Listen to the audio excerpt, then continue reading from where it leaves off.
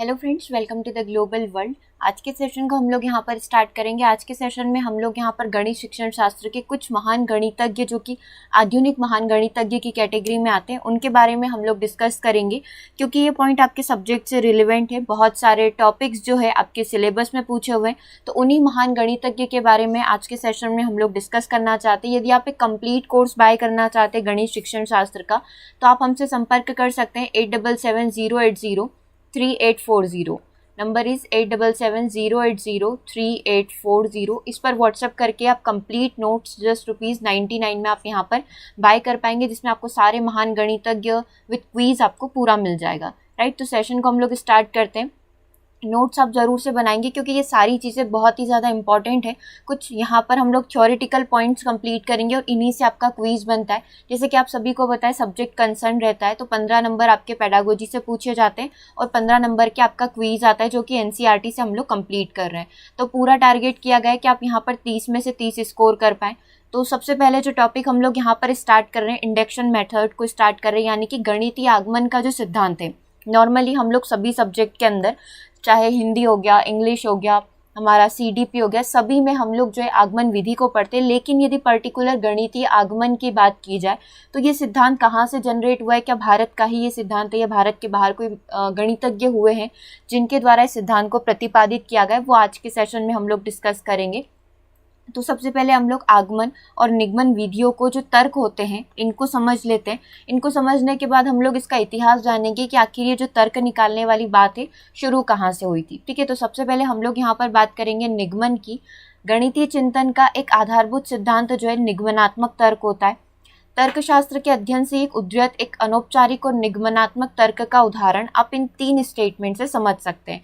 सबसे पहली लाइन आपको बोली गई है कि गणितीय चिंतन का एक आधारभूत सिद्धांत आपको क्या मिलेगा। जब भी हम लोग गणितीय चिंतन कर रहे होते हैं, तो वो आपका एक तरीके से क्या होता है, निगमनात्मक तर्क होता है। यही आपको एक डिफरेंस करवाएगा आगमन से, कि आगमनात्मक तर्क और निगमनात्मक तर्क में क्या डिफरेंस होता है। ठीक है, जैसे जैसे हम लोग थ्योरी पढ़ते जाएंगे, जब हम लोग इसका पूरा समरी देखेंगे, तो आप देखेंगे आपको पूरी चीज़ें समझ में आ जाएगी आगमन और निगमन के बारे में। तो गणितीय चिंतन क्या है? गणितीय चिंतन एक प्रकार से निगमनात्मक तर्क होता है। अब इससे कंजक्चर का निर्माण कैसे होता है, उससे पहले हमें समझने पड़ेगा यहाँ पर कुछ एग्जाम्पल। लाइक एग्जाम्पल दिया हुआ है, सुकरात जो है एक मनुष्य है। ठीक है, एक व्यक्ति का नाम दिया हुआ है। ठीक है, ये एक मनुष्य है और हमें पता है कि जितने भी मनुष्य होंगे वो मरणशील है, मतलब जिनका जन्म हुआ है उनकी मृत्यु निश्चित है।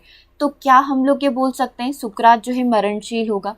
ठीक है, क्या यहाँ पर बोला गया सुकरात जो है, क्या बोला गया है? सुकरात जो है एक प्रकार से मनुष्य, एक प्रकार के मनुष्य। अभी सभी मनुष्यों को कंसीडर किया गया है कि सभी मनुष्य हैं तो उनकी मृत्यु निश्चित है। तो क्या सुकरात की भी मृत्यु निश्चित है? तो डेफिनेट सी बात है कि जो मनुष्य जन्म लेगा उसकी मृत्यु यहाँ पर निश्चित होगी। तो क्या हम लोग ये बता सकते हैं क्या स्टेटमेंट बी और ए के हिसाब से कि ये क्या कर रहा है, सी की सत्यता को स्थापित कर रहा है?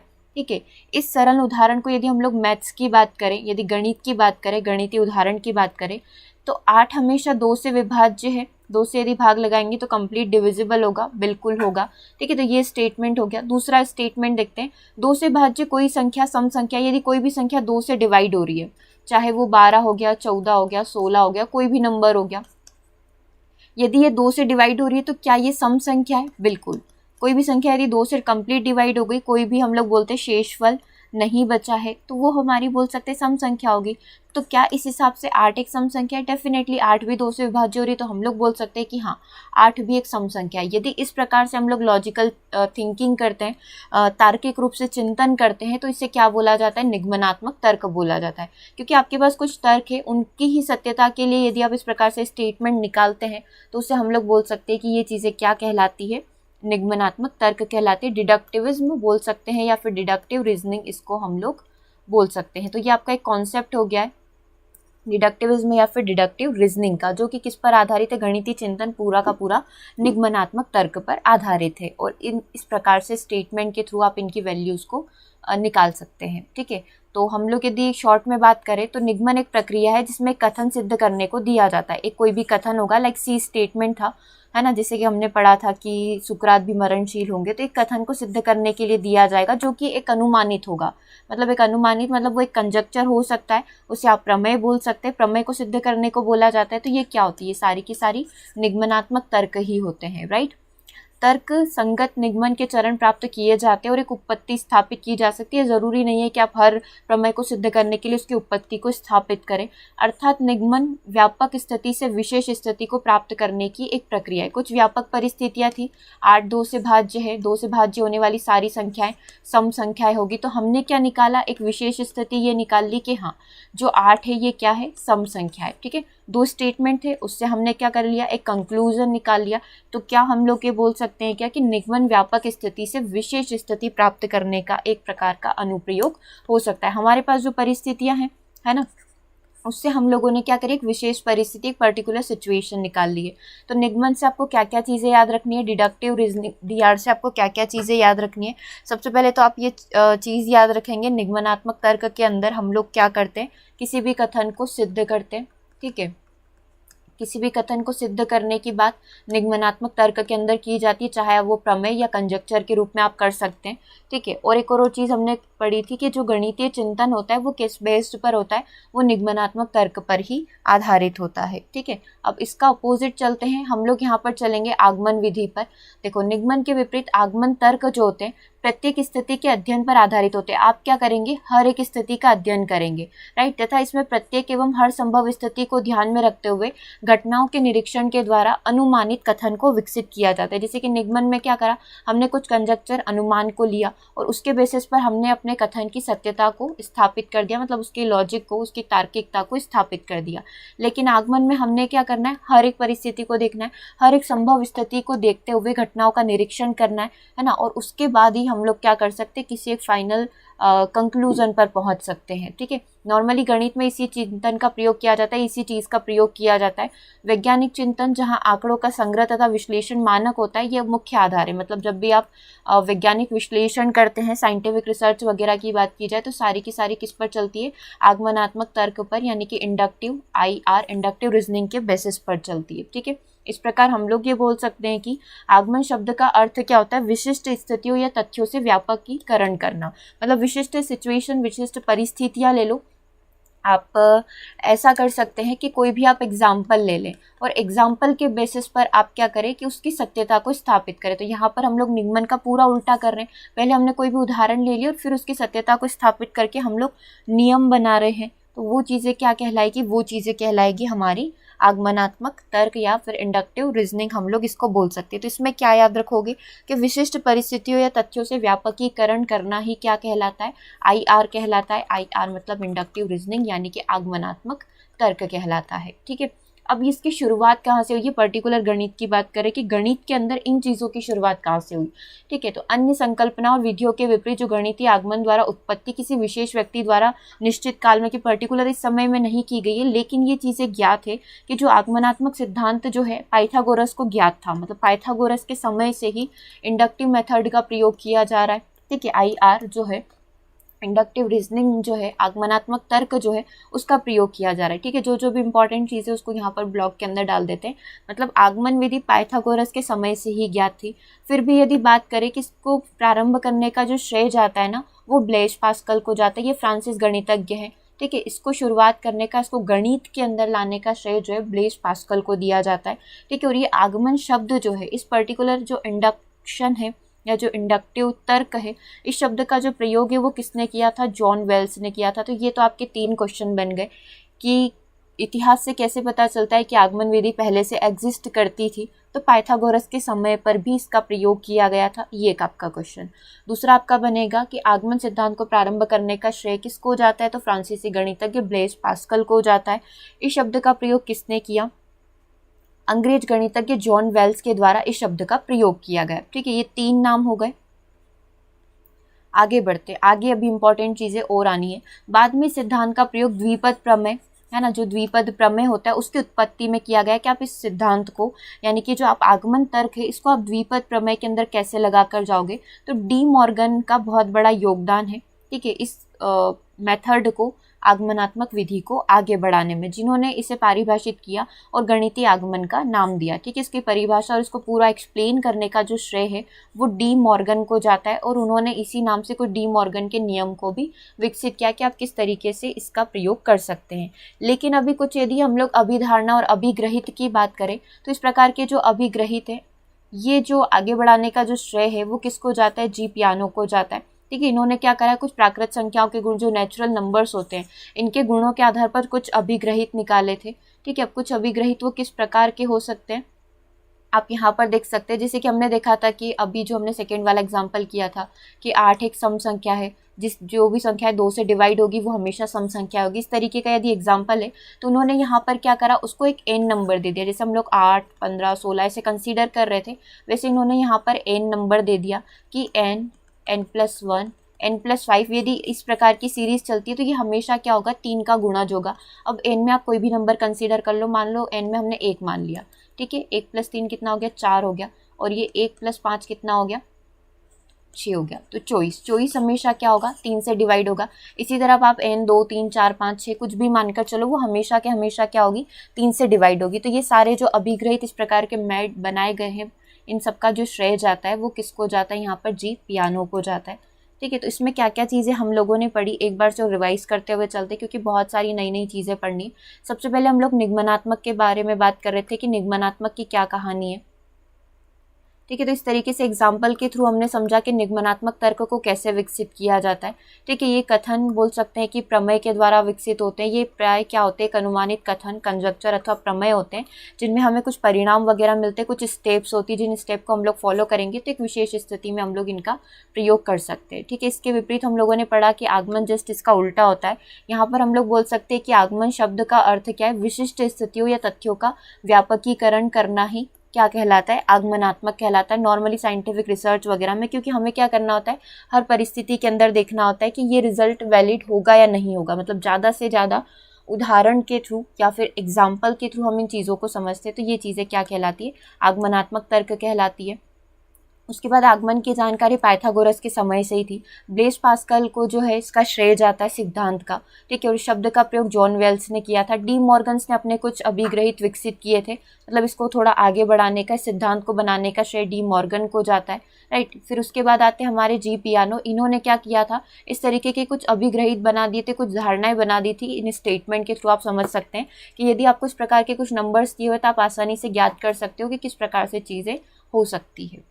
ठीक है, अब आगे हम लोग थोड़ा सा समुच्चय की बात कर लेते हैं। हम लोगों ने कुछ इस प्रकार के क्वेश्चन किए होंगे, जैसे कि हम लोगों को दिया हुआ है कि ए और बी में क्या कॉमन है, यूनियन निकालना, समुच्चय निकालना, ये सारी चीज़ें। तो इसको खोज करने का या फिर इसकी खोज करने का श्रेय किसको जाता है, वो हमसे यदि पूछा जाए तो हम लोग इजीली आंसर कर पाएंगे कि जो समुच्चय को खोज करने का जो श्रेय है वो जर्मन गणितज्ञ जॉर्ज कैंटोर को जाता है। इन्होंने 1845 से 1918 ईस्वी को आधुनिक समुच्चय सिद्धांत के अधिकांश भाग का जन्मदाता इन्हें माना जाता है। कैंटोर ने ही इसका सर्च किया है, इसकी खोज करी है। ठीक है, 1874 ईस्वी से 1897 ईस्वी के बीच में इनके जो शोध पत्र थे, रिसर्च पेपर थे, उनसे इनकी जानकारी मिलती है। और इनको इनका नॉलेज कैसे हुआ, जब इस प्रकार की वो ट्रिग्नोमेट्री इक्वेशन है ना, त्रिकोणमिति का जब अध्ययन कर रहे थे तो वहाँ से इनको इस चीज़ का पता चला कि हाँ, समुच्चय को हम लोग इस तरीके से परिभाषित कर सकते हैं। तो बेसिकली इस स्लाइड से आपको ये चीज़ें याद रखनी है कि जॉर्ज कैंटोर के द्वारा किस चीज़ की खोज की गई है, समुच्चय सिद्धांत की खोज की गई है। ठीक है, 1874 से 1897 के बीच में उनके काफ़ी ज़्यादा शोध पत्र आए थे जिससे इसकी पूरी जानकारी मिलती है। ठीक है, तो ये एक पॉइंट और आपका कवर हो गया। अब थोड़ा सा ट्रिग्नोमेट्री की बात कर लेते हैं, हमारे सिलेबस का हिस्सा है। शब्द ट्रिग्नोमेट्री की व्युत्पत्ति ग्रीक भाषा के शब्द ट्रिग्रोन तथा मेट्रोन से हुई है, जिसका मतलब होता है त्रिभुज की भुजाओं को मापना। ठीक है, यहाँ पर क्या हो गया, एक शब्द याद रखना है, ट्रिग्नोमेट्री कौन सी भाषा का शब्द है, ग्रीक भाषा का शब्द है। ठीक, इसका मतलब क्या है, ट्रिग्रोन तथा मेट्रोन से मिलकर बना है, जिसका मीनिंग है त्रिभुज की भुजाओं को मापना। राइट, अब थोड़ा सा ट्रिग्नोमेट्री के बारे में बात कर लेते हैं कि आखिर ये जो जन्म हुआ है इसका कहाँ से हुआ है। ठीक है, तो सर्वप्रथम भारत से ही प्रारंभ हुआ था। आर्यभट्ट हो गए, ब्रह्मगुप्त हो गए, भास्कर प्रथम हो गए, द्वितीय हो गए, इन सभी के प्रमुख जो बुक्स वगैरह है, इनके जो किताबें वगैरह है, उनसे इसकी पूरी जानकारी मिलती है। राइट, ये संपूर्ण ज्ञान भारत से मध्य पूर्व और पुनः वहाँ से यूरोप गया। यूनानियों ने भी त्रिकोणमिति का अध्ययन आरंभ किया, परंतु उनकी कार्यविधि इतनी अनुपयुक्त थी कि भारतीय विधि के ज्ञात हो जाने के बाद यह संपूर्ण विश्व के द्वारा एक्सेप्ट किया गया इस चीज़ को। राइट, तो ये पूरा इसका एक्सप्लेनेशन है कि जो ट्रिग्नोमेट्री मेथड है वो कहाँ से आई है।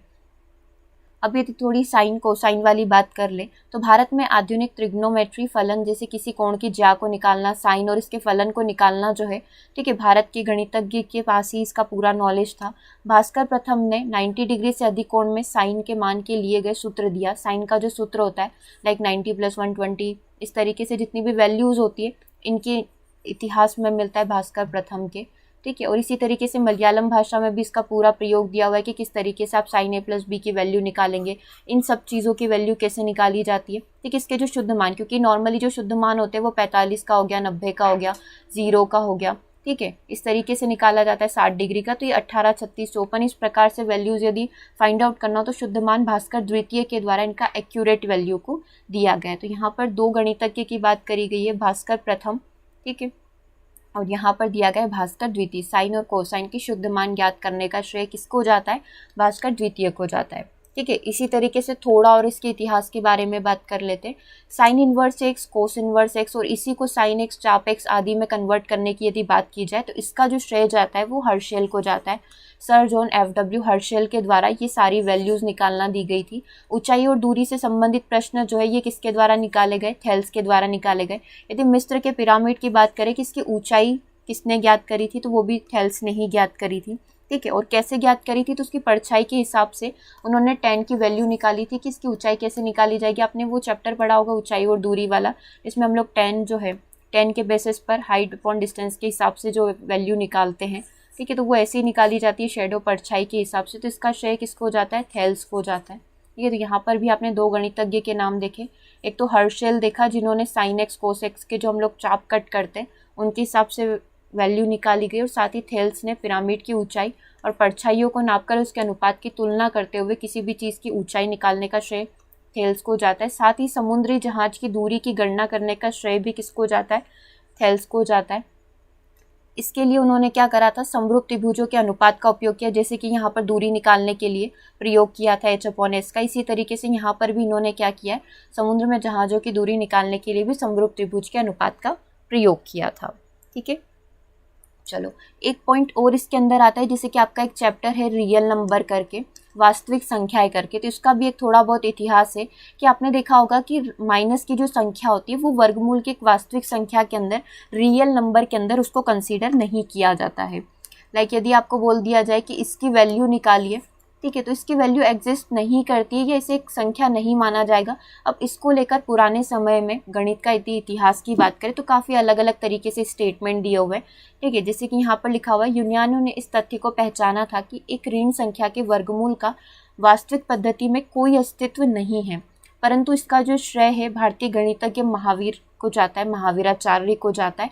उन्होंने अपनी एक पुस्तक जो है गणित सार का संग्रह, इसके अंदर बताया था कि कोई भी ऋण राशि जो है कभी भी पूर्ण वर्ग नहीं हो सकती है, ठीक है, ये कभी भी पूर्ण वर्ग नहीं होगी, मतलब इसका आप वर्गमूल नहीं बना सकते हो, ठीक है। एक दूसरे गणितज्ञ भारतीय भास्कर की बात करें तो इन्होंने भी 1150 ईस्वी में बीज गणित में लिखा है, ऋण राशि का, यानी कि यदि आपने लिख लिया है ऋण राशि का कोई वर्गमूल नहीं होता है क्योंकि ये वर्ग नहीं है। इसी के विपरीत यदि हम लोग कार्डन की बात करें तो इन्होंने x + y = x ऐसी इक्वेशन आती है नॉर्मली, राइट।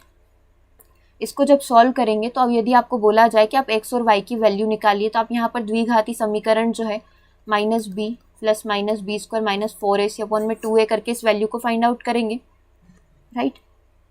तो जो x और y की वैल्यू आएगी वो इस तरीके की आएगी, लाइक 5 ± √15। जब आपको उसको सॉल्व करने को बोला जाएगा आप नहीं कर पाएंगे, एक अप्रोक्स वैल्यू निकाल सकते हैं लेकिन एग्जैक्ट वैल्यू इसकी नहीं निकलेगी। तो यहाँ पर इन संख्याओं को यूजलेस नंबर बोला जाता है, व्यर्थ संख्याएं बोला जाता है।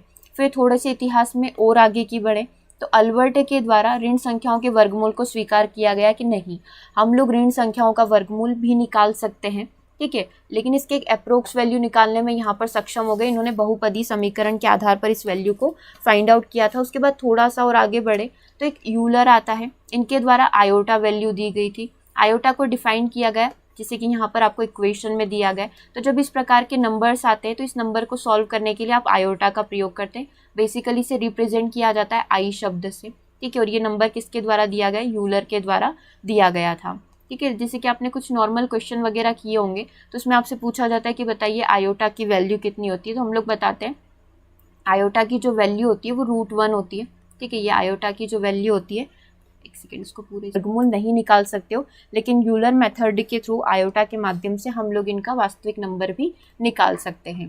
ठीक है, तो ये गणित के इतिहास में एक नई चीज़ थी कि पुराने समय में इन नंबर्स को यूजलेस नंबर माना जाता था।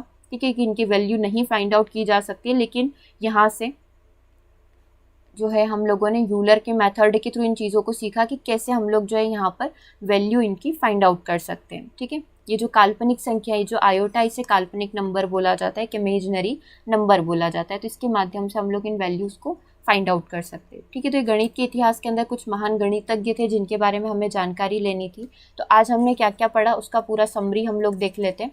सबसे पहले हमने निगमनात्मक तर्क की बात करी। ठीक है, सबसे पहले हमने क्या बात करी, निगमनात्मक तर्क की। दूसरे नंबर पर हमने बात करी है आगमनात्मक तर्क की।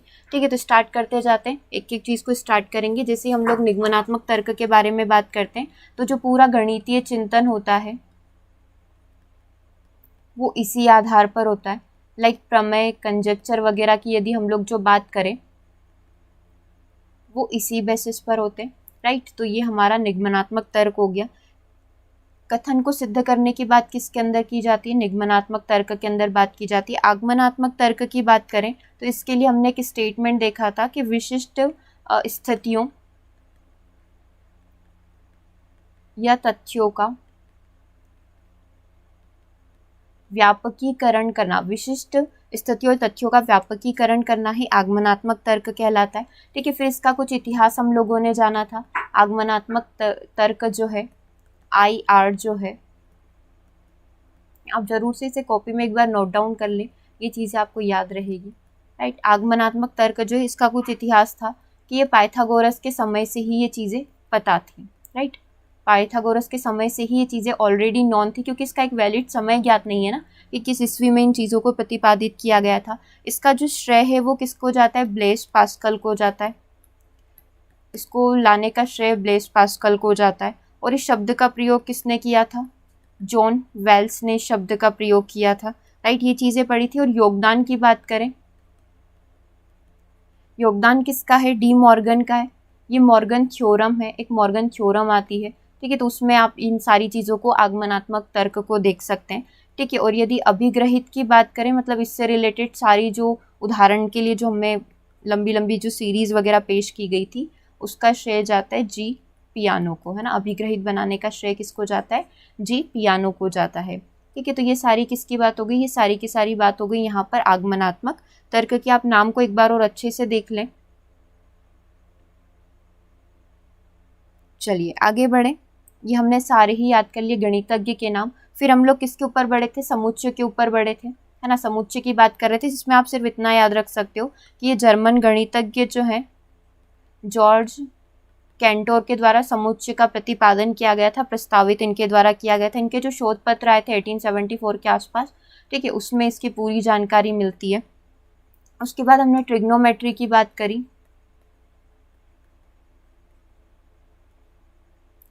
कौन सी भाषा का शब्द है, ग्रीक भाषा का शब्द है। किससे मिलकर बना है, ट्रैगोन और मेट्रोन, इन दो शब्दों से मिलकर बना है, जिसका मतलब क्या होता है, त्रिभुज की भुजाओं को ज्ञात करना, ठीक है। अब यदि भारत की बात करें तो भारत में इसकी सारी जानकारी कहाँ कहाँ से मिलेगी आपको, ठीक है। आर्यभट्ट हो गए, ब्रह्मपुत्र हो गए, भास्कराचार्य हो गए, ठीक है। भास्कराचार्य प्रथम, भास्कराचार्य द्वितीय, इन सभी से जो है इसकी जानकारी मिलती है, क्योंकि यहीं से आपको ज्या यानी कि साइन वगैरह की जानकारी मिलती है। साइन के जो सूत्र है वो आपको भास्कर प्रथम के इसमें मिल जाएंगे, ठीक है। तो इस तरीके से सारी चीज़ें, और जो एग्जैक्ट वैल्यू निकालने की बात होती है, लाइक 18, 36 डिग्री, 72 डिग्री, इस तरीके से यदि साइन के वैल्यू निकालने की बात की जाए तो ये चीज़ें आपको कहाँ मिलेगी, भास्कराचार्य द्वितीय के जो है अपने पूरे ग्रंथ है उसके अंदर इनकी जानकारी मिलेगी, ठीक है। तो ट्रिग्नोमेट्री की बात हो गई, ठीक है। उसके बाद हमने थोड़ा सा और देखा था जॉन हर्शेल के बारे में, जॉन FW हर्शेल के बारे में। इन्होंने भी क्या करा था, साइन एक्स, कॉस एक्स और जो चाप वगैरह की जानकारी है वो इनके द्वारा दी गई है। फिर हम लोगों ने थेल्स के बारे में देखा था कि थेल्स ने क्या करा था, ऊंचाई दूरी की जानकारी जो है लाइक मिस्र के पिरामिड की ऊंचाई निकालने की बात हो गई। ठीक है, समुद्र में जो जहाज की दूरी है उसकी दूरी ज्ञात करने की बात हो गई। तो वो सारी की सारी चीज़ें आपको थेल्स की प्रमेय से निकालने को मिल सकती है। तो ये थेल्स के द्वारा सारी प्रस्तावित चीज़ें। ठीक है, फिर हमने वर्गमूल की बात करी। वर्गमूल में जो महावीराचार्य की जो बुक है गणित सार का संग्रह, उसमें उन्होंने बताया था कि ये संख्याएं जो होती है लाइक -4 का रूट हो गया, ये कोई वास्तविक संख्याएं नहीं होती क्योंकि एग्जिस्ट नहीं करती, रियल नंबर्स में नहीं आती है। फिर भास्कराचार्य ने भी अपनी बीज गणित में सेम चीज़ को बोला, है ना। फिर कॉर्डोन ने जो बोला था कि ये यूजलेस नंबर होते हैं। ठीक है, इस तरीके से इनके द्वारा चीज़ें बताई गई थी, है ना। फिर यूलर की बात हम लोगों ने करी कि इन्होंने क्या करा कि इस काल्पनिक नंबर को एक आयोटा नाम दे दिया कि आप इस नंबर को कैसे ज्ञात कर सकते हो, a+b आयोटा के थ्रू आप इस नंबर को कैलकुलेट कर सकते हो, जहाँ पर आयोटा की जो शुरुआत होगी वो -√1 के हिसाब से होगी। ठीक है, तो इस तरीके से ये रियल नंबर हो जाएगा और ये कौन सा नंबर हो जाएगा, हमारा इमेजनरी नंबर हो जाएगा। तो इस तरीके से ये बात यहाँ पर करी गई थी। ठीक है, तो आज हमने पूरा ये जो पेडागोजी के अंदर कुछ इंपॉर्टेंट गणितज्ञ थे उनके बारे में डिस्कस किया। सेशन कैसा लगा कमेंट करके ज़रूर से बताएं, ताकि हम लोग इसी तरीके से और भी कुछ गणितज्ञ जिनको कंप्लीट कर पाएंगे। Thanks for watching.